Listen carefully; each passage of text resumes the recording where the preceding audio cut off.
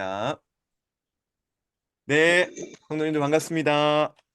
반갑습니다. 네, 오늘도 함께 공부할 수 있어서 정말 기쁩니다. 네, 우리 그러면 기도하고 시작하도록 하겠습니다. 함께 기도하겠습니다. 사랑과 은혜가 충만하신 주님, 오늘 우리에게 또 하나님의 크고 높고 또 영화로우심을 또 생각하며 배우게 하시니 감사드립니다. 오늘 우리가 예수 그리스도께서 우리의 유일한 구원자이시며 또 그리스도로서 우리를 구원하시기에 충분한 우리 목자이심을 이 시간 배우길 원하오니 주님 함께하여 주시고 우리에게 피곤함을 물리칠 수 있도록 도와주시며 지치지 않고 또 지혜를 가지고 이 시간 함께 참여할 수 있도록 도와주옵소서. 감사드리며 우리 주 예수님의 이름으로 기도합니다. 아멘. 아멘. 네. 네, 이제 우리 시작하도록 하겠습니다. 우리 오늘로 이제 11번째 시간이 되겠습니다. 그리고 하이델베르그 요리문답을 다시 한번 요약한 우리 코르트 머흐립 29문에서 31문을 함께 배우도록 하겠습니다. 네, 어느새 저희의 위치가 이 정도까지 왔네요. 그죠? 함께 배우는 내용들이 이제 여기까지 왔습니다. 자, 이제 우리 두 번만 더 하면은 여름방학입니다. 와, 신나시죠? 네, 네. 방학은 언제라도 신나는 것 같습니다. 근데 또 네, 이제 방학이 즐거울 수 있는 것은 또 배우는 요 시간을 충실히 잘했을 때 또 쉬는 게 의미가 있잖아요. 재미있고. 그래서 우리 나머지 오늘까지 세 시간을 함께 잘 해 나가면 좋을 것 같습니다. 자, 먼저 들어가면서요. 여러분 혹시 이 그림을 보신 적 있습니까? 박군의 없는데요? 심정. 박군의 심정. 저는 못 봤어요. 준비하면서 전 처음 봤습니다. 처음 봤는데 네, 이게 아주 옛날 전도 책자입니다. 전도지인데요. 네. 여러분 혹시 저보다 이제 우리 성도님도 연배가 있으시기 때문에 혹시 보셨을까 해가지고 이게 뭐야? 그러니까 네? 본 적 없으세요? 그러시군요. 네. 그럼 저랑 다 비슷한 시대인 걸로 그렇게 생각하겠습니다. 이게 박군의 심정이 옛날 우리 기독교 초기에 전도지였습니다. 우리도 오늘 이제 전도할 때 뭐 교회에 이름이 써 있는 또 성구가 써 있는 이제 뭐 휴지라든지 전도지를 가지고 이렇게 전도를 하죠. 예전에 우리 교회 우리 한국 초기에 전도지로 사용됐던 그런 책입니다. 이름은 이제 박군의 심정이고요. 여기 이제 요 그림 네. 여기 이제 그림 요게 아주 의미가 있습니다. 자, 이 그림이요. 사실은 먼저 있었던 그림이 있었어요. 그게 뭐냐면, 예전에 이제 독일에서, 그 전도를 하기 위해서 그림을 이제 하나 그렸는데요. 그게 이제 우리나라로 오면서, 아이고, 잠시만요. 네. 네. 명심도라는 이런 그림으로 바뀌었습니다. 이성봉 목사님이라고 우리 초기에 이제 아주 유명한 음, 부흥사가 계셨습니다. 이 이성봉 목사님이 이 명심도를 가지고 이제 그 우리 사람이 옛사람에서 이제 중생해가지고 하나님의 사람으로 이렇게 변화하는 것을 쉽게 설명한 것이 있어요. 원래 이제 유럽에서 있었던 그림을 이제 상투를 튼 우리나라식으로 이제 변형을 해가지고 이제 초기에 이걸 가지고 이제 설명을 하셨다는 거죠. 그리고 나중에 이제 아까 우리가 봤던 박군의 심정이라는 책자화 돼가지고 전도지로 사용이 됐습니다. 자, 여기 이제 그림을 보시면요. 아이고, 아이고. 네, 왜 이러나. 네. 여기 그림을 보시면 어 여러 가지 그림이 나와요. 그죠? 여기 보면은 네. 이제 옛사람에 대해서 나오고 여기 옛사람 안에 여러 가지가 있습니다. 아, 옛사람 우리가 변화되기 전에 우리 안에 있는 여러 가지 죄의 모습들을 이 그림으로 특별히 짐승의 그림으로 이렇게 표현을 했어요. 예를 들어서 여기 보면은 여기 까맣게 여기 까맣게 여기 있는데 여러분 너무 작아서 잘 안 보여요? 보이시죠? 이게 뭐냐면 새인데 공작새입니다. 예? 공작새. 아, 예, 예. 이 공작새의 죄가 우리 안에 있는 거예요. 공작새의 죄가 뭐냐면 남들 앞에 나서가지고 자기 과시를 막 하는 이런 모습을 공작새로 이제 표현한 거죠. 다시 말해서 이제 교만의 죄가 이제 우리 안에 있는 거. 또 여기 두 번째 까만 게 있는데 얘는 돼지. 예, 그렇죠. 맞아요. 돼지. 욕심 많고 이제 지저분함의 상징인데 이제 우리 안에 탐욕과 탐심의 죄가 있다. 네, 그걸 하는 거고요. 또 여기 보면은 얘는 뭘까요? 예, 염소, 얘는 염소, 염소. 염소. 예, 턱에 염소. 수염을 달고 소리를 치면서 이제 어른 체하기를 좋아하는 염소인데요. 사실 이제 그렇지. 유럽 같은 데서는 이게 호색, 이제 그 성적인 이제 타락을 상징하는 이제 그런 짐승으로도 보여요. 그래서 염소, 그러니까 호색의 죄가 우리 안에 있다. 이런 걸 이제 보여주고요. 또 여기 얘는 뭘까요? 거북이. 거북이. 거북이보다 네, 목이 좀 더 게으름. 길어요. 뱀, 자라. 자라, 맞습니다. 자라. 근데 자라. 자라의 설명이 저는 좀 되게 재밌었어요. 그러니까 어떤 이제 칭찬받을 일이 있으면 목을 길게 빼면서 나야 나 이렇게 하고 나. 어떤 뭔가 잘못한 일에 이제 책임을 지고 혼이 나야 될 때는 목을 계속 길게 집어넣고 아니 나는 몰라요 하는 동물이래요. 아, 이게 뭐냐면은 이제 나설 때는 나서지 않고 나서지 말아야 할 때는 자꾸 나서는 그런 이제 마음, 이제 자랑 칭찬받고 싶어하고 또 책임지지 않으려 하는 그런 마음의 죄가 이 자라로 표현됐대요. 자, 또 여기 보면 여기 위에 왼쪽 위에 보면은 얘는 뭘까요? 여우. 그렇죠, 여우. 여우. 어. 꽤 많고 눈치 빠른 이 여우를 보면서 의심하고 또 변하기 쉬운 그런 우리의 이제 죄를 표현했대요. 또 이거는 잘 아시죠? 뱀. 뱀. 뱀. 뱀. 이거는 이제 뱀이 혓바닥이 이렇게 두 개로 갈라졌잖아요. 그래서 이제 두말하는 이간질하고 또 이제 칭칭 이렇게 몸을 따리 트는 것처럼 이제 자기를 이렇게 감추면서 다른 사람들에게 비방하고 험담하고 이제 거짓 말하고 이런 이제 죄가 이제 우리 안에 있다. 마지막으로 이제 여기 보면은 호랑이. 어흥. 예, 호랑이. 포악한 성질을 말한다는 거죠. 그래서 혈기 부리고 싶고 사나운 그런 포악함의 죄가 우리 안에 있다. 그래서 옛사람에는 이렇게 동물들로 표현되는 죄가 우리 안에 있다라고 이제 표현을 했대요. 근데 여기 심령의 각성. 야, 이제 심령이 각성될 때 여기 보면은 네, 비둘기가 상징하는 걸 뭘까요?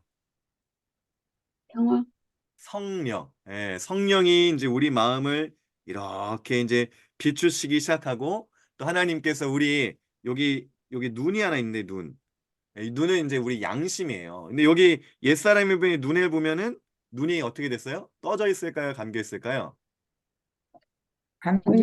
담겨 있어요. 감겨 있어요. 그래서 옛사람 때는 양심이 이제 화인 맞아서 가려져서 이제 죄가 죄인지도 모르고 그렇게 살아간다는 건데 이제 성령께서 역사하시기 시작하면 이제 눈이 떠져요. 그래서 이런 죄들을 밖으로 이제 몰아내는 거죠. 사단도 이렇게 몰아내지고 공작새도 꼬리가 접혀서 가고 이제 성령이 이제 우리 안에 이제 내주하시기 시작하시죠. 결국은 중생하게 되면 이제 우리의 중심에 이제 성령께서 함께 하시고 양심의 눈이 밝히 떠져서 이제 모든 죄들을 이제 대항한다는 겁니다. 여러분 여기까지 보니까 어떠세요? 우리의 그 믿음의 변화, 또 그 하나님의 자녀로서의 변화를 좀 잘 설명한 것 같습니까? 네. 네, 그래서 아마 초기에 이제 전도지를 이렇게 사용할 수 있었겠죠. 자, 그런데 이렇게 변화할 수 있는 그 이유가 뭘까? 이렇게 변화하는 근거와 또 토대가 뭘까? 이제 그게 다음 그림에 나오는데요. 바로 예수 그리스도. 예수님이 우리를 위하여 죽으시고 또 부활하심으로 우리의 구원자가 되셨고 또 그 구원이신 예수님을 성령께서 우리 마음 가운데 믿게 하시고 또 그리스도의 그 모든 공로를 우리에게 누리게 하심으로 우리가 이제 성결한 마음을 가지고 구원받은 자녀로서 살 수 있다. 이걸 이제 이 명심도에서 우리에게 보여주고 있습니다. 사실 이제 이 뒤에도 또 그림이 있어요. 이렇게 변화가 됐는데 자꾸 우리가 죄 가운데 거하면서 다시 막 양심의 눈이 가리워지고 다시 막 그 아까 죄들이 슬금슬금슬금 막 들어오는 그런 그림도 또 뒤에 있어요. 근데 이제 여기까지 우리가 보려고 그러는데 우리의 구원이 무엇 때문인가? 우리가 구원받을 수 있는 이유는 무엇인가? 그건 바로 예수 그리스도 때문이다라는 것을 좀 말씀드리고 싶어서 이 그림을 가지고 왔습니다. 자, 오늘 우리가 이렇게 모여서 말씀을 배우고 또 하나님의 뜻을 생각하며 진리라 또 우리가 말할 수 있는 것은 바로 예수 그리스도께서 우리 안에 주님으로 또 우리 안에 구원자로 계시기 때문에 가능하다는 것이죠. 오늘은 그 이야기를 좀 하려고 합니다. 함께 또 예수님이 어떻게 우리의 구원자가 되실 수 있는지 우리는 또 예수님 안에서 어떤 은혜를 누리는지를 배우길 원해요. 자, 우리가 지난 시간에 이제 예수님이 어떤 분이신가에 대해서 이제 배웠습니다. 사실 하이델베르크 요리문답은요, 오늘 배우는 내용이 먼저 있고, 그리고 우리 지난주에 배웠던 게 나중에 있어요. 그러니까 동정녀 탄생이 이제 나중에 있고, 먼저는 예수님은 누구신가를 이제 먼저 말하죠. 사도신경의 그 순서대로요. 근데 우리는 조금 바뀌었습니다. 예수님이 먼저 참 하나님, 참 사람이시라는 걸 우리가 먼저 배우고, 그분이 우리의 구세주가 되신다는 이제 이 순서대로 쿠르트 버그립은 가르친다는 거죠. 자, 그래서 오늘 배우는 내용은 예수 그리스도라는 이 부분을 이제 배운다는 거 생각하시면서 함께 내용을 살펴보면 좋겠습니다. 자, 오늘 29문에는요. 먼저 질문, 자, 질문이 이겁니다. 한번 제가 질문 읽을 테니까 우리 성도님들이 답을 한번 읽어주시죠. 왜 그는 예수, 즉 구원자라 불립니까? 왜냐하면 왜냐하면 그가 그의 그가 백성을 그의 그의 백성을 죄에서 그들의 구하셨기 죄에서 때문입니다. 구원하셨기 때문입니다. 네, 오늘 내용 왜 그가 예수, 즉 우리의 구원자라 불리는가? 이걸 지금 이제 말하고 있습니다. 어, 예수라는 이름 여기에 이제 우리의 질문에 답이 있습니다. 예수라는 말은 곧 구원자. 구원자란 뜻이죠. 여러분들 구약 성경에서는 또 똑같은 이름, 똑같은 뜻이 나왔습니다. 뭐냐면 모세를 뒤이어서 이스라엘의 지도자가 된 사람 누굴까요? 메시아, 메시아. 그렇죠. 여호수아. 여호수아가 구원자라는 뜻을 갖고 있어요. 구약 성경이 쓰여진 히브리어로는 여호수아고요.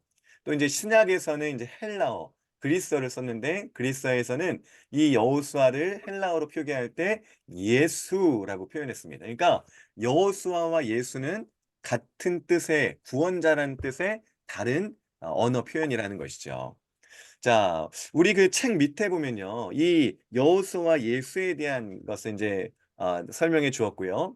또 이어서 이렇게 설명해 주고 있어요. 예수님 당시의 어른들은 아들의 이름을 예수라 짓기를 즐겨했습니다. 왜냐하면 그때 당시에 이스라엘이 이제 로마의 압제를 받고 있었기 때문이었죠. 그래서 이 억압된 상황에서 해방을 가져올 자유를 가져올 그 구원자를 기다리고 있었다는 거예요. 그래서 아들들에게 이제 예수라는 이름을 이제 붙였다는 것이죠. 그런데 그 수많은 예수 중에 진정한 구원자는 하나님의 아들 예수밖에 없습니다. 그분만이 자기 백성을 그들의 죄에서 구원할 진짜 여호수아입니다. 라고 설명을 했습니다. 자, 우리는 바로 그 예수님을 믿는 사람들이죠. 자, 우리가 사는 세상은요, 참 이렇게 변화가 많습니다. 그렇죠? 예전에는 그래도 변화의 텀이 좀 이렇게 길었는데, 여러분 요새는 변화가 엄청 빠르잖아요. 뭐 하나 생겼다가 없어지는 것도 많고, 이것이 유행했다, 하지만 금세 지나가고, 그런 말이 있습니다. 제가 이제 지금은 청년부를 담당하지만, 이제 뭐 청소년부, 이런 아이들을 이제 담당할 때 어떤 얘기가 있냐면 이제 유행하는 말이 있어서 이제 내가 이제 그 아이들에게 앞에서 유행하는 말을 탁 쓰면 제가 알았으면 그 유행은 이미 지나갔다는 거예요. 어, 청소년들은 벌써 그걸 다 재미있게 쓰고 이제 유행이 지나서 다른 새로운 걸 쓰고 있는데 이제 아직 저는 그걸 모르고 지나간 거를 이제 너무 재밌어 라고 이제 아이들한테 한다는 거예요. 그래서 이제 아이들에게 절대 유행어 쓰지 마라. 그 내가 알았을 때는 이미 지나간 유행어다. 이런 말이 있어요. 자, 이렇게 우리가 살아가는 세상은 참 많이 변합니다. 사람들이 살아가는 모든 시대가 그랬죠.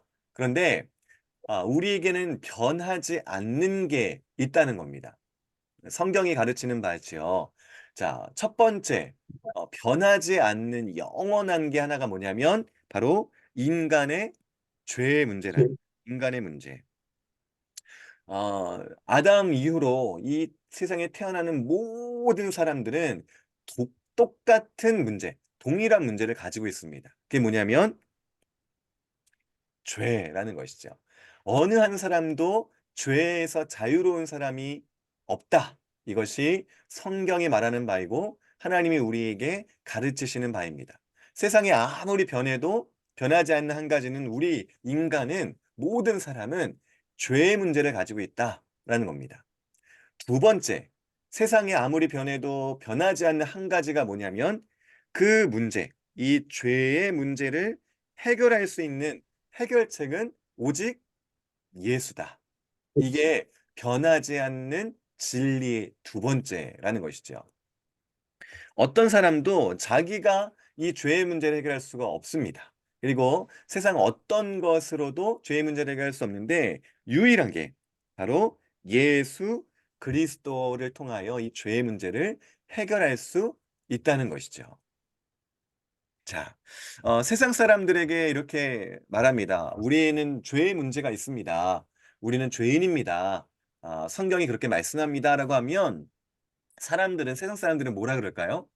어우, 내가 무슨 죄인입니까? 난 이렇게 선하게 살려고 노력하고 또 다른 사람들한테 부끄럽지 않은 그런 삶을 살려고 노력하는데 내가 무슨 죄인입니까?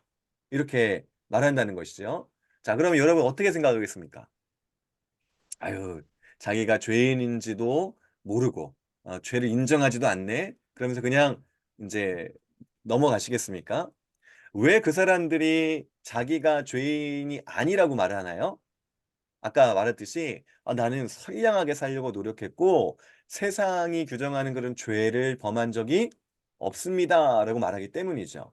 이 사람들의 생각이 우리 사람들의 생각에서 뭐가 있냐면 내가 죄라는 그런 행위를 했느냐 안 했느냐로 내가 죄인이냐 아니냐를 판단한다는 거예요. 다시 말하면 열매로 내가 죄인이냐 아니냐를 이제 판단한다는 거죠. 우리 그 안에 행동의 근원을 일단은 생각하지 않고 드러나는 모습으로 내가 죄인이냐 아니냐를 생각해서 나는 죄인이 아니다. 이 정도면 괜찮지 않냐라고 이제 생각한다는 것이죠. 그런데 죄가 정말 그런 건가요? 드러나는 열매만이 죄냐? 그렇지 않다는 것이죠. 이미 예수님께서는 우리의 마음, 동기, 마음에서 피어나오는 그 생각, 이것마저도 죄라고 말씀하셨고요. 또 우리가 어떤 죄의 모습들이 있지 않더라도 내가 만약 상황과 또 기회와 힘과 능력이 주어진다면 내게 허락된다면 얼마든지 죄를 지을 가능성이 있는 존재라는 것가 열매가 아니라 뿌리, 우리의 뿌리, 우리의 존재 자체가 죄를 지을 가능성이 있는 그런 존재적인 차원에서 죄인이라는 것을 그들은 모르고 있다는 것이죠. 여러분 어떻습니까? 우리가 죄를 지은 사람들을 보면서 아유, 어떻게 저런 죄를 지을 수 있어? 라고 말하기 쉽지만 우리에게도 그런 기회와 그런 동기와 또 그런 상황과 모든 게 허락된다면 과연 나는 그런 죄를 지을지 않을 자신이 있는가? 그렇지 않다는 거죠. 그래서 우리가 거슬러 올라가면 어떤 사람들은 그렇게 말해요. 아담이 죄를 지어서 우리가 죄인이다라고 말을 하면, 아유, 아담이, 어, 어, 무식하고 또 아담이 제대로 돼 있지 못해서 그렇지. 만약에 내가 아담의 위치에 있으면 죄를 안 지었을 텐데라고 말하는 사람들도 있어요. 근데 그게 과연 맞냐 이거죠. 우리가 만약 그 위치에 있다면 그런 유혹을 받고 또 그런 가능성이 우리에게 보였을 때 과연 우리가 죄를 짓지 않을 수 있었을까? 하나님이 보시기에 아름답다, 좋다라고 창조되었던 그런 무한한 자유를 가지고 있는 사람조차도 그 죄의 가능성이 있었을 때 죄를 지은 것을 보면 지금 죄인인 내가 그 자리에 있었어도 죄를 짓지 않을 장담을 할 수 없는 것이죠. 오히려 더 심한 죄를 지었으면 죄였지 그러지 않았으리라는 법이 없다는 것입니다. 자, 이렇게 우리가 죄를 지었냐, 죄의 행위를 했냐 안 했냐, 자범죄의 그런 모습뿐만 아니라 죄를 지을 가능성이 있는 우리 존재, 이 원죄의 모습까지도 예수 그리스도가 구원하신다라는 것을 성경은 말하고 있습니다. 어, 우리가 어떻게 죄를 이길 수 있는가도 분명히 중요해요. 어, 우리는 예수 그리스도를 믿음으로 우리의 모든 죄가 사해졌습니다. 그렇죠? 어, 전투로 치면 이 큰 전면전에서는 이제 우리가 승리를 한 거예요. 그런데 그것으로 끝이 아니라는 거죠. 우리는 계속 우리의 삶을 살아가는 동안 이 국지적인 전투를 벌여야 합니다. 예를 들어서 성경 여호수아서를 보면요. 여호수아 1장에서 12장까지는 이제 큰 전투를 말해요. 그러니까 하나님께서 이스라엘 백성이 이제 가나안 땅을 허락해 주시는 거죠. 자, 이제 너희가 입성하고 가나안 땅이 하나님의 약속대로 너희에게 이제 허락되었다라는 것을 이제 12장까지 말한다면 여호수아가 12장으로 끝나잖아요. 자, 이스라엘이 가나안 땅에 들어와서 이제 다 끝났다. 이제 다 차지했다. 끝나지 않고 13장에서 24장까지는 각 지파별로 전투를 벌입니다. 자기가 그 얻은 땅, 자기에게 허락된 땅에서 그 가나안 족속들과 싸우는 삶이 이제 등장한다는 것이죠. 오늘 우리에게 그걸 적용해 본다면 우리는 예수님 때문에 우리 모든 죄가 사해졌습니다. 그렇지만 여전히 우리가 죄와 싸우고 또 그 악한 영들에 대하여서 우리가 계속해서 피 흘리기까지 싸우는 그 전투가 남아 있습니다. 국지전이 남아 있다는 거죠. 자, 그럼 이런 싸움에서 우리가 어떻게 이 죄를 이길 수 있나? 우리가 굳은 결심을 해서 내가 지은 죄를 이제 다신 짓지 않겠어! 라고 이렇게 선언하고 선포하고 또 외친다고 해서 죄를 이길 수 있는가? 그렇지 않다는 것이죠. 오히려 우리가 더 죄를 묵상하면서 내가 이런 죄를 지었어. 또 이런 걸 했네. 좌절하고 낭망하고 죄를 자꾸 묵상하면 묵상할수록 더 죄의 유혹의 가능성이 커지죠. 대신 예수 그리스도를 묵상하고 예수 그리스도를 더 사랑하고 예수 그리스도를 더 생각할 때 우리는 비로소 죄에서 자유하고 또 죄에서 구출되고 죄를 이길 수 있다라는 겁니다. 예수님은 언제나 우리 모든 문제의 해결이 되시고 예수 그리스도 안에서 우리는 진정한 자유와 구원의 기쁨을 누릴 수 있다는 것. 이것이 성경이 우리에게 말씀해 주는 바입니다. 자, 오늘 우리는 예수 그리스도를 믿고 예수 그리스도만을 의지함으로 구원 얻은 사람들인 줄로 믿습니다. 여러분 아멘이십니까? 아멘. 아멘. 아멘입니다. 아멘. 예수는 우리의 모든 죄를 그렇게 해결하실 수 있습니다. 자, 30문으로 한번 가보겠습니다. 30문. 자, 30문을 보면 문항을 제가 또 읽겠습니다. 자, 다른 구원자는 없습니까? 없습니다.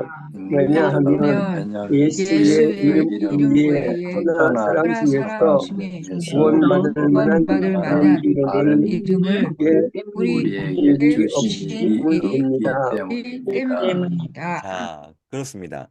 자, 예수가 우리의 구원자다 말했는데, 그러면 그 구원자는 유일하냐라는 것입니다. 이 30문의 주제는요. 자, 당연히 그렇습니다. 구원자, 예수 외에는 다른 구원자가 없습니다. 왜냐하면 예수의 이름 외에 천하 사람 중에서 구원받을 만한 다른 이름을 우리에게 주신 일이 없기 때문입니다. 가 이제 우리의 답입니다. 어, 예수님만이 구원이시다. 이거는 요즘 우리의 시대의 사람들이 싫어하는 말입니다. 우리가 이제 다원주의 사회를 살고 있습니다. 그러니까 모두가 다 옳다라는 거예요. 참 진리, 하나, 유일한 진리라는 것은 없고, 각자의 생각이 존중받아야 되고, 각자의 생각이 다른 이로부터 이해가 되고, 또 관용의 요소가 돼야 되고, 또 그것을 장려하는 것이 우리의 이제 시대이지요. 이런 시대에 예수만이 유일한 구원이시다라고 말하는 것은 정신적인 폭력이라고 사람들은 생각합니다. 자, 그런데 우리는 그런 시대의 흐름에 발 맞추어서 그래, 너의 생각도 맞고 너의 생각도 맞고 너 누구나의 생각도 다 맞아 라고 과연 해야 되는가? 그렇지 않다는 것이죠. 세상이 변해가도 아까 우리가 살펴봤듯이 변하지 않는 한 가지, 우리의 죄의 문제는 늘 있을 것이고 죄를 해결하실 수 있는 유일한 길은 예수 그리스도라는 것을 우리는 붙잡고 고수해야 합니다. 왜냐하면 그걸 떠나서는 다른 구원의 요소, 다른 구원의 방법이 절대 없기 때문입니다. 우리가 시대의 흐름에 편승해가지고 자유를 점점 열다 보면 결국 다른 길로 갈 수밖에 없고 이단이 하는 바가 바로 그런 것이지요. 그래서 오늘 우리는 다른 구원자는 없습니다. 하나님이 예수 그리스도만을 우리의 구원자로 유일하게 주셨기 때문입니다. 라고 말을 해야 한다는 것입니다. 자, 그런데 아, 예로부터 지금까지 많은 잘못된 구원관들이 있어요. 어, 예수만이 아니라 예수와 함께 이런 게 필요하다라든지 예수로는 불충분하다. 이것을 우리가 더 해야 된다라든지 더 나아가서 예수는 아니야. 이거야 라고 말하는 많은 잘못된 구원관들이 있었다는 것이죠. 그래서 어, 이것들을 이제 정리한 그런 그 주제들을 한번 쭉 적어봤습니다. 정말 많죠. 어, 짧게 짧게 한번 설명을 해볼게요. 자, 선행으로 구원받는다. 선행구원론이 있습니다. 도덕적으로 세상을 착하게 살면 구원받을 것이다 하는 것이죠. 또 양심구원론이 있어요. 양심적으로 거짓 없이 살면 구원을 받을 수 있다. 율법구원관이 있어요. 할례도 받고 율법과 안식일을 지키면 구원을 받을 것이다. 유아구원론이 있어요. 어린아이 때 죽으면 그 사람은 무조건 구원받는다. 종교의식, 침례, 세례, 유아 세례를 받고 죽으면 무조건 구원받는다. 어, 헌금, 11조와 같은 헌금을 하면 구원받는다. 종교, 어떤 종교든지 진심을 가지고 착하게 종교인으로 살아가면 구원받는다. 교인 구원론, 어떠한 교회에 등록해서 교인이 되면 구원받는다. 이런 것도 있어요. 자살자 구원론, 교회 다니다가 자살하면 그 사람은 구원받는다. 모태구원론, 믿는 어머니에게서 태어나면 구원받는다. 조상구원론, 믿음 있는 부모나 조상이 믿는 조상이 있었으면 구원받는다. 장례, 목사가 장례를 집례하거나 교회의 그런 공동묘지에 묻히면 구원받는다. 민족, 모든 유대인들은 무조건 구원받는다. 공로, 내가 사비를 들여서 예배당을 짓거나 죽을 때 내 모든 재산을 교회에 바치면 구원을 받는다. 안수, 임종할 때, 죽을 때 목사가 안수 기도를 하면 그 사람은 구원받는다. 성만찬, 어, 성만찬에 참여하여 빵과 포도주를 먹으면 그 행위 자체로 구원을 얻는다. 신비체험, 환상을 보고 음성을 듣고 입신의 신비체험을 하면 구원을 받는다. 신유, 기도로 병고침을 받으면 구원 얻는다. 방언, 방언을 할 수 있으면 구원받는다. 기도, 열심히 기도하는 사람이면 구원받는다. 유명 교회, 유명한 목사가 있는 이름 있는 교회를 다녔으면 구원받는다. 직분자, 목사, 선교사, 신학교 교수, 장로, 권사, 집사, 성가대원이었으면 구원받는다. 절기, 성탄절, 부활절, 이런 초막절, 유월절, 이런 기독교 절기를 잘 지키면 구원받는다. 피살자, 이거 좀 특이한데요. 다른 사람에게 죽임을 당하면 구원받는다. 그러니까 피해자라는 거죠. 피해자. 자, 쉬운 구원론. 예수 이름만 알고 그 이름만 부른다면 구원받는다. 이거 잘 생각하셔야 돼요. 성경에 보니까 사단, 악한 영도 예수님을 알아요. 사람보다 더 잘합니다. 그러니까 단순히 예수님의 이름을 알거나 또 이름을 부른다고 해서 구원받는다는 게 아니라는 거죠. 교단, 특정 교단에 속한 교회를 다녔으면 구원받는다. 주일 구원론. 주일 잘 지키면 주일 성수만 하면 구원받는다. 구제, 열심히 구제하는 일에 힘썼으면 구원받는다. 부자, 돈을 많이 벌어 성공하고 가난에서 해방되면 구원받는다. 구원 소멸, 이건 좀 이제 구원 받는다와 좀 다른 건데 구원을 참으로 받았어도 죄를 지으면 구원이 취소될 수 있다. 이런 말이에요. 또 육신 불구자. 이 세상에서 몸에 장애를 갖고 살았으면 그 사람은 천국에 들어갈 수 있다. 위에 고생했으니까. 자, 빈자. 세상에서 살 때 가난하게 살았으면 그 사람은 구원받는다. 천국 가면 하나님께서 그에게 불을 이제 주실 것이다. 자, 또 성인을 의지. 마리아라든지 또 성자들에게 기도하여 그들의 공로를 받으면 구원을 얻을 수 있다. 자, 여러 가지 구원론들이 있습니다. 여기에 뭐 많은 구원론들을 포함시켰지만 여기에 이제 이단들의 구원론들이 포함되어 있을 수 있고요. 또 이것과 또 다른 구원론들을 말할 수도 있어요. 자, 그런데 지금 말하고자 하는 것은 무엇이냐면 이 모든 구원론들이 우리의 인간적인 생각에서 나온 잘못된 구원론이라는 거죠. 왜?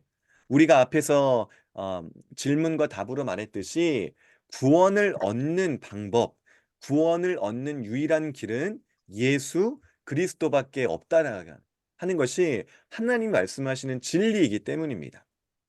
오직 예수, 오직 우리의 길이요 진리요 생명이신 예수 그리스도를 믿음으로 그의 공로를 얻음으로 그 안에서 죽고 살아남으로 우리는 구원을 얻습니다. 다른 어떤 구원론을 우리가 일체 받아들일 수 일체 우리에게서 멀리 해야 하는 것이죠. 자, 성경은 분명히 다른 구원자는 없다라고 우리에게 말하고 있습니다. 자, 그러면 왜 예수가 그 이름대로 우리의 구원자가 될 수 있는가? 이제 여기가 중요한데요. 바로 그것을 31문에서 우리에게 설명해 주고 있습니다. 자, 한번 제가 문제를 읽어보겠습니다. 왜 그리스도, 즉 기름 부은 받은 자로 불립니까? 왜냐하면 그는 그는 성령과 함께 이름 부은 받으셨고 성부 하나님으로부터 우리의 위대한 선지자로 우리의 유일한 대제사장과 우리의 영원한 왕으로 임명되셨기 때문입니다. 네, 좋습니다. 제가 그 높아심이 하나 말씀드리는데요. 그 이제 우리 책에 보면은 이제 왜냐하면부터 시작해서 그는 또 성령과 함께 기름을 받으셨고 이런 부분 밑에 이제 주가 달려서 밑에 이제 성경 구절들이 있잖아요. 뭐 요한복음 1장 32절이라든지 또 사도행전 10장 38절이라든지 이런 이제 주가 달려 있는데요. 이 주를 여러분 꼭 나중에 성경을 직접 찾으셔서 보셔야 됩니다. 시간이 없으니까 저희가 그냥 넘어가는데 왜 이런 우리의 답이 나왔는지 성경을 우리가 근거로 하기 때문에 그걸 놓치면 그냥 우리 어떻게 보면 인간적인 말로 끝날 수 있어요. 근데 유일한 진리인 성경, 하나님 말씀이 이 내용들을 지지하고 있고 근거로 우리가 이 고백을 한 것인가 이걸 꼭 여러분이 읽어보셔야 됩니다. 자, 그리고 이제 한 가지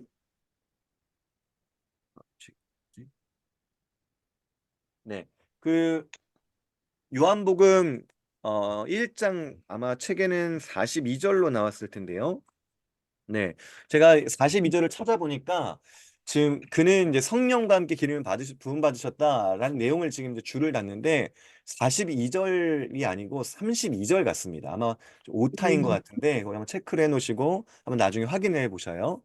제가 그거 한번 말씀드립니다. 자, 여기 이제 31문에서는 예수가 그리스도다라는 것을 이제 말을 해주고 있습니다. 우리 책 밑에 주에 보면 이제 메시아, 그리스도가 나와요. 그러니까 여기서도 이제 원어적인 걸 말하는데요. 뭘 말하냐면 히브리어에서는 메시아, 메사야라는 이제 히브리어가 사용되었고요. 이게 이제 신약으로 오면서 이제 그리스도로 바뀌었어요. 뭐냐면 메시아라는 말의 뜻이 뭐냐면 기름 부음을 받았다, 기름 붓다라는 이제 뜻을 가지고 있어요. 근데 이거를 이제 헬라, 이제 그리스어에서는 이제 크리스트 이제 요 언어로 썼어요. 크리스토스.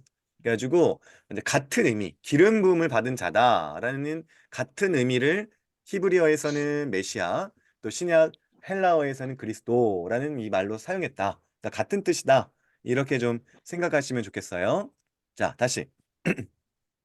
메시아나 그리스도나 모두 기름 부음 받은 사람이란 뜻을 가지고 있습니다. 그런데 이 기름을 붓는 행위는 아무한테나 하지 않고요. 구약 성경에 이제 세 가지 이제 직분, 세 가지 일을 하는 사람을 임명할 때, 그런 사람이다라고 이제 공표할 때 이 기름 붓는 의식을 치렀다는 것이죠.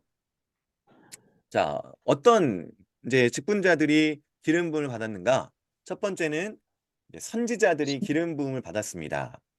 열왕기상 19장 16절이라고 제가 이제 써놨는데요. 여기 보면 제가 읽어드릴게요. 너는 또 님시의 아들 예후에게 기름을 부어 이스라엘의 왕이 되게 하고 또 아벨 무홀라 사밧의 아들 엘리사에게 기름을 부어 너를 대신하여 선지자가 되게 하라. 이렇게 나와요.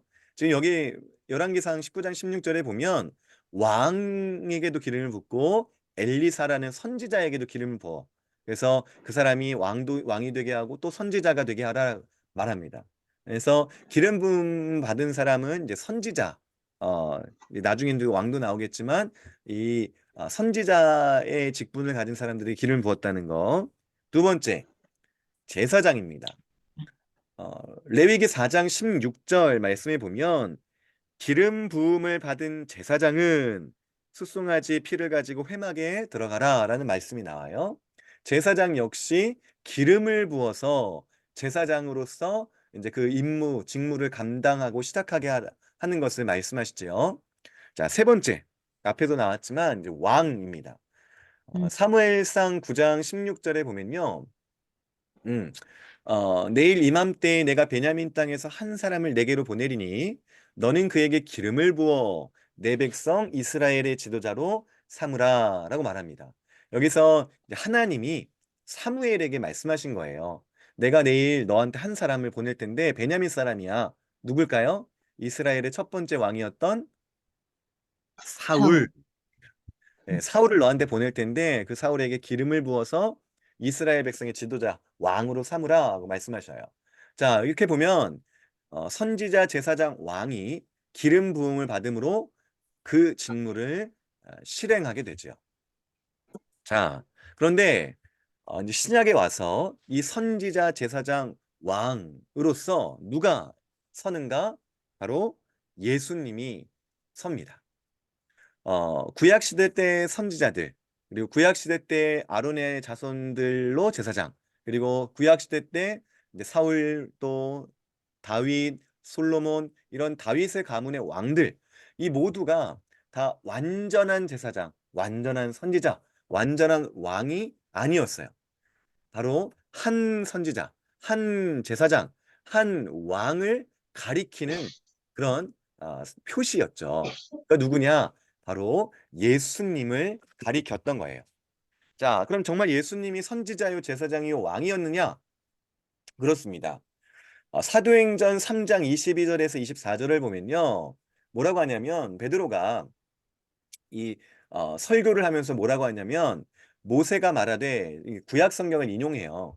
주 하나님이 너희를 위하여 너희 형제 가운데서 나 같은 선지자 하나를 세울 것이니 점점점 누구든지 그 선지자의 말을 듣지 하는 자는 백성 중에서 멸망을 받으리라 하였다.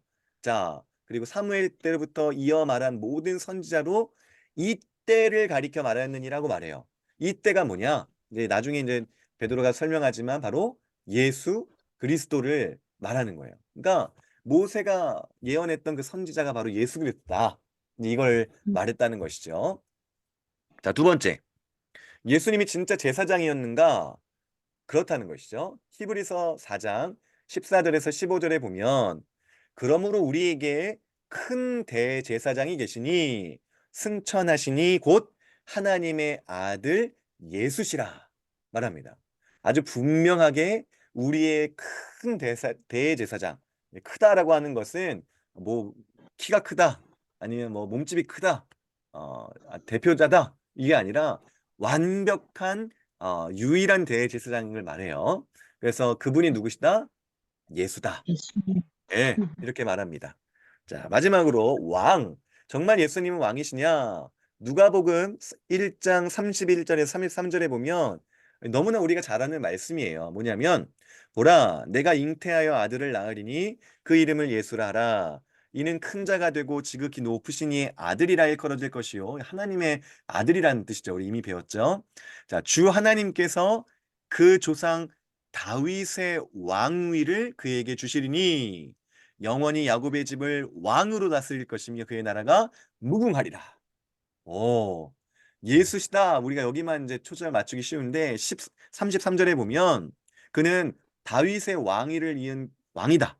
영원한 야곱의 집의 왕이다. 그의 나라가 무궁하다. 영원한 왕이라는 것을 말씀하고 있습니다. 자, 어떤가요? 구약에서 말했던 선지자, 제사장, 왕의 직분이 있는데 지금 예수님에게 그 모든 직분이 모이고 있어요.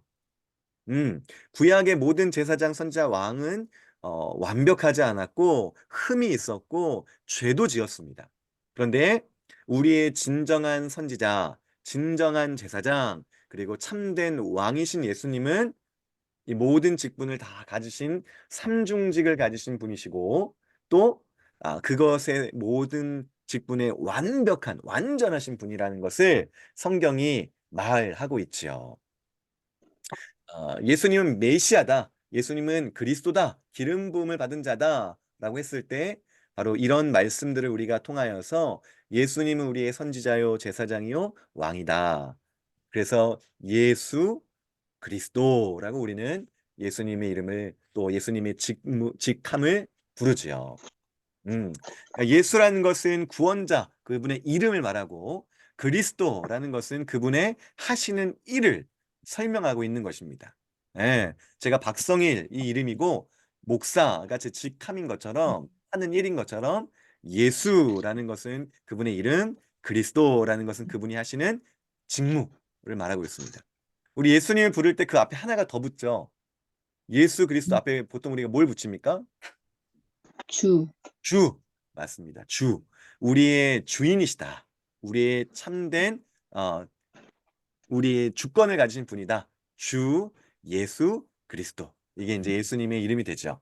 자, 그러면 중요한 것은 그래. 예수님은 선지자야. 예수님은 제사장이야. 예수님은 왕이야. 우리 이렇게 말하지만 정말 예수님이 나에게 선지자인가? 나에게 제사장인가? 나에게 왕이신가? 이게 중요합니다.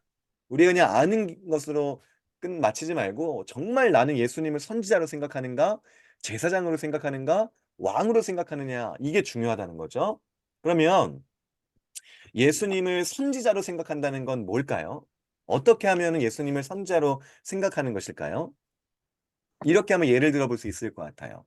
우리가 이 세상을 살아가면서 어떻게 살아야 할지 잘 모를 때, 어떻게 살아야 할지 긴가민가 할 때, 그때 예수님이 우리 앞에 있어야 되는 거죠. 예수님의 말씀, 예수님이 우리에게 가르치신 바가 나의 가치와 결정의 기준인가? 최종적인 가치로 우리는 예수님의 그 모든 말씀과 가르침과 그 행위를 우리는 따르는가? 이게 예수님이 우리의 선지자이냐 아니냐를 판가름할 수 있습니다. 선지자가 하는 일은 하나님의 말씀을 대언하는 거였어요. 하나님의 뜻을 선포하는 것이었어요. 어떻게 살아야 할지를 가르쳐 주는 거였어요. 예수님이 바로 그런 우리의 선지자라는 것이죠. 우리가 어떻게 살아야 하는가? 어떤 것을 최고의 가치를 놓고 살아가야 되는가? 예수 그리스도. 그의 삶, 그의 가르침, 그가 우리에게 알려주신 천국의 백성의 삶, 이게 우리의 최종적인 가치가 되어야 한다는 것이죠. 두 번째, 예수님은 우리가 정말 제사장인가? 어떻게 생각할 수 있을까요? 우리가 어떤 잘못을 했을 때, 죄를 지었을 때, 우리가 그 자리에 겸손히 마음에 무릎을 꿇고 예수님의 이름으로 우리가 회개하며 예수님께 우리의 잘못을 구하- 아, 고백하고 또 우리 용서해 주시기를 또 그 이름으로 구하는가? 이게 이제 예수님을 제사장으로 생각하느냐 안 하느냐 이것을 판가름할 수 있습니다. 제사장이 하는 일이 뭐였어요? 이스라엘 백성들의 죄를 속하는 역할을 했죠. 재물을 가지고 나왔을 때 그 재물의 머리에 안수하게 해서 그 동물의 각을 떠서 제사를 드림으로 죄의 사함의 그 표징을 이 이스라엘 백성들이 가질 수 있게 했지요.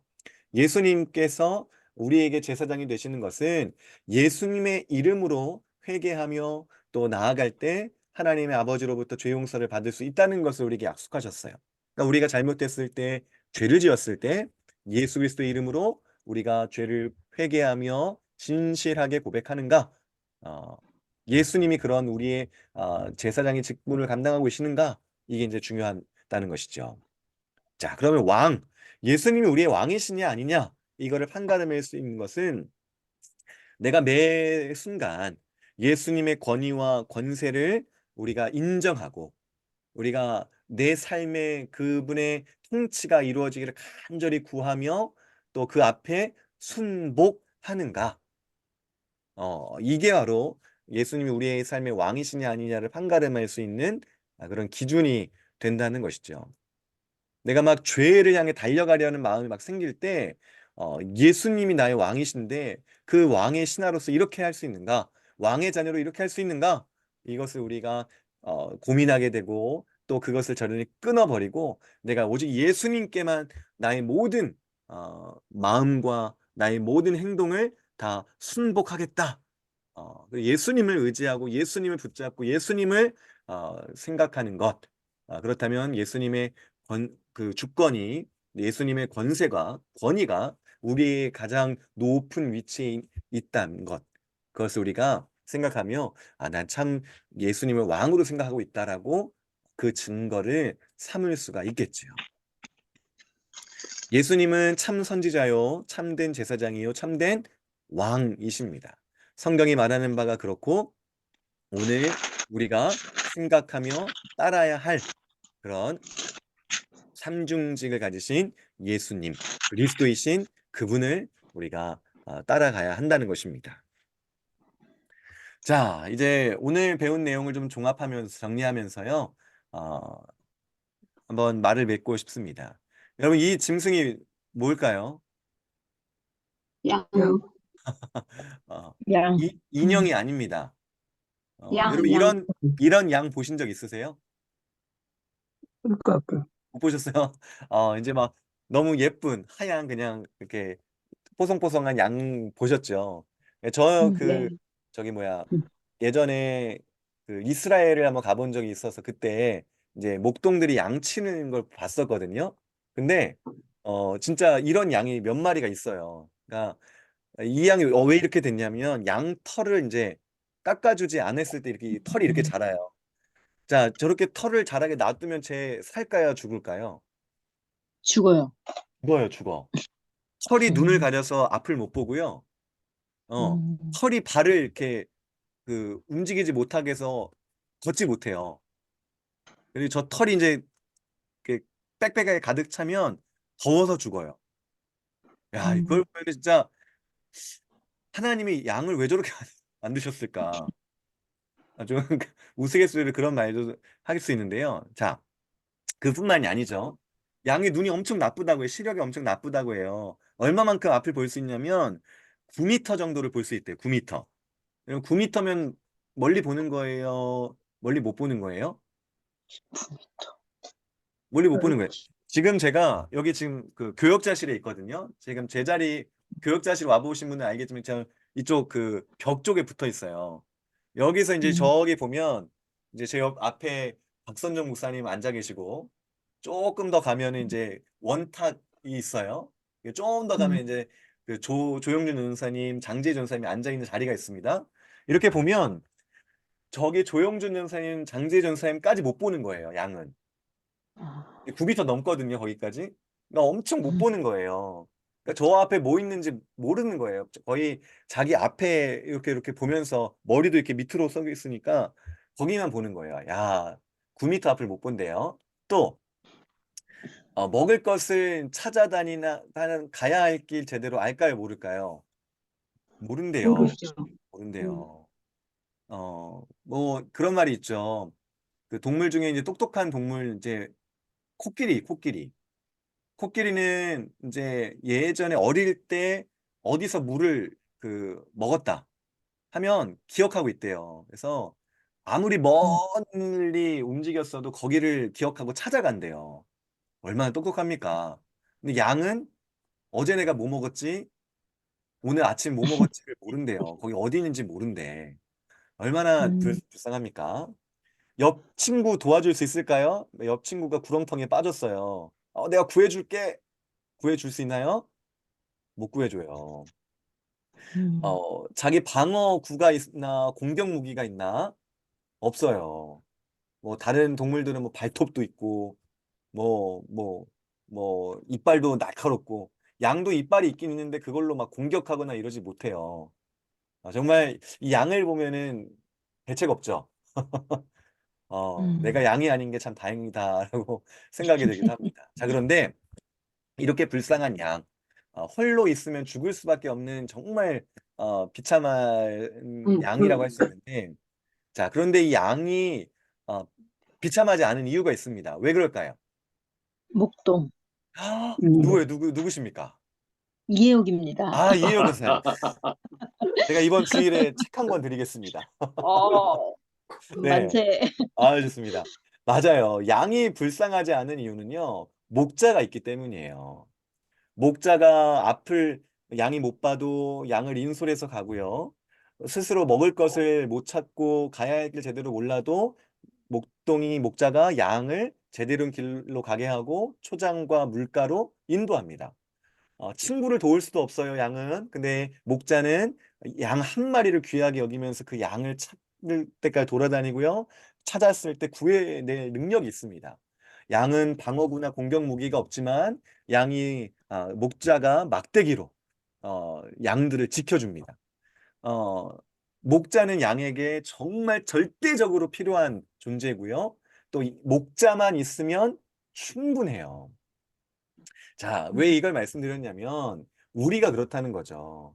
우리가 양과 같은 자들이다라고 이사야가 말을 해요. 우리는 다 양 같아서 각기 제 길로 갔다. 죄를 짓기에 바쁘고 이게 죄인지도 모르고 뒹굴고 넘어지고 낭떠러지 막 떨어지고 앞을 못 보면서 이게 정말 바른 길이냐 그릇된 길이냐 모르고 그냥 가는 거예요. 근데 이런 비참한 우리에게 목자, 유일한 구원자시오, 우리의 선지자, 제사장, 왕 되어주시는 예수 그리스도가 있다는 거죠. 예수님이 우리에게 절대적으로 필요합니다. 왜냐? 우리는 우리의 죄를 해결할 수 없으니까. 근데 예수님은 해결하실 수 있는 능력이 있으시죠. 예수님은 우리에게 충분합니다. 한 분으로 충분합니다. 왜? 그분은 모든 일을 구원할 수 있는 그 공로가 있으시고요. 우리의 모든 사람들의 죄를 위해 죽으셨고요.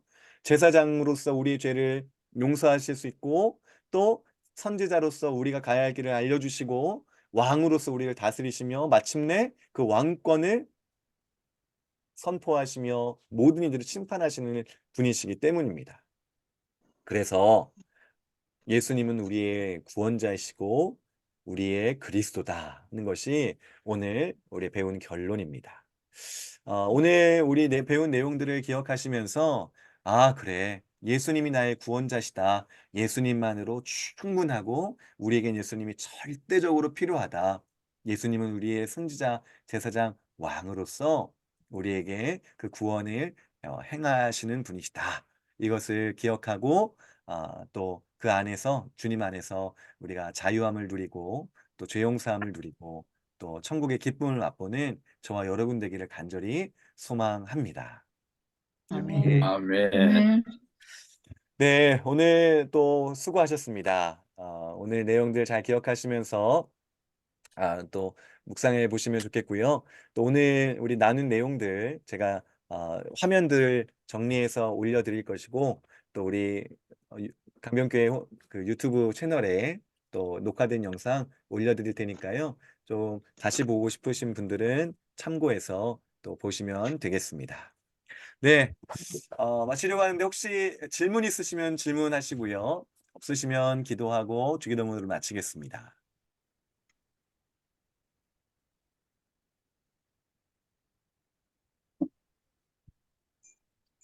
네, 이 침묵. 네.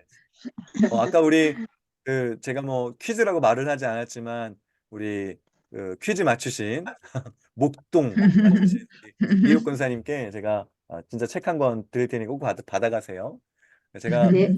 네, 깜짝 퀴즈 막 이렇게 냅니다. 여러분 막 대답하시면 좋은 일이 있습니다. 알겠습니다. 자, 그럼 우리 기도하고 우리 주님 가르친 기도로 오늘 화요 성경으로 마치도록 하겠습니다. 제가 기도하겠습니다. 우리를 사랑하여 주시는 하나님 아버지, 죄로 인하여 죽을 수밖에 없는 이 죄인들을 위하여 독생자 예수 그리스도를 보내주시고 유일한 다른 이로서는 구원을 얻을 길을 주시지 않고 오직 그 아들로 예수로 구원 얻게 하시니 감사드립니다. 또 예수님께서 선지자요 제사장이요 왕으로서 우리의 모든 삶을 인도하시며 다스리시며 끝까지 인도하심을 믿사오니 오늘 우리가 주 예수 그리스도를 믿는 자 되게 하여 주옵소서. 우리 모든 성도님들 이 믿음 변치 않게 하시고 날마다 더욱 굳세어지게 하셔서 정말 어떤 유혹과 시험과 또 핍박이 올지라도 믿음을 지킬 수 있도록 성령께서 늘 함께하여 주시옵소서. 우리 다시 만나는 그 시간까지 안전하게 지켜주시고 오늘 이 밤을 또 평안하게 또 하나님이 사랑하시는 우리들에게 깊은 잠을 허락하여 주옵소서. 감사드리며 예수님의 이름으로 기도합니다. 아멘. 아멘. 하늘에 계신 우리 아버지여, 이름이 이름이 거룩히 거룩히 여김을 여김을 받으시오며 받으시오며 나라가 나라가 임하시오며 임하시오며 뜻이 하늘에서 이루어진 것 같이 같이 땅에서 땅에서도 이루어지이다. 이루어지이다. 오늘 오늘 우리에게 우리에게 일용할 양식을 일용할 양식을 주시옵시고 주옵시고 우리가 우리가 우리에게 죄 우리에게 지은 자를 죄를 사하여 준 사하여 것 같이 우리 우리 죄를 죄를 사하여 주시옵고 주옵소서. 우리를 시험에 우리를 들게 시험에 하지 들게 하지 마시옵고 마시옵고 다만 악에서 악에서 구하시옵소서. 구하시옵소서. 나라와 권세와 나라와 권세와 영광이 영광이 아버지께 아버지께 영원히 영원히 있사옵나이다. 있사옵나이다. 아멘. 아멘. 수고하셨습니다. 감사합니다. 수고하셨습니다. 네, 평안히 돌아가십시오.